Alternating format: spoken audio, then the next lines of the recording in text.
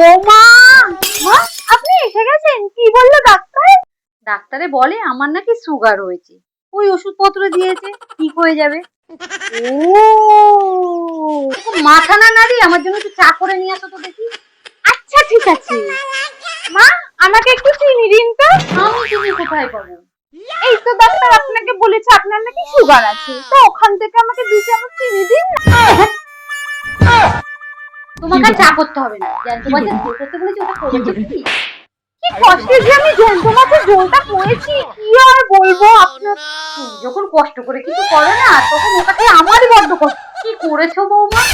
যখন আমি জ্যান্ত মাছগুলোকে কাটছিলাম, তখন জ্যান্ত মাছগুলো তো মরেই যাচ্ছিল, তাই আমি একটা কাজ করলাম। কি কাজ করেছো বৌমা? আমি না ঝোলটাকে আলাদা করে দিয়েছি আর মাছগুলোকে বালতির মধ্যে জ্যান্ত করে রেখেছি। আপনি যখন খেতে বসবেন এই বাটির মধ্যে ঝোলটা দিয়ে এর মধ্যে জ্যান্ত মাছটাকে দিয়ে, তাহলে একদম জ্যান্ত জ্যান্ত ঝোল খাওয়া হবে আপনার, তাই না মা?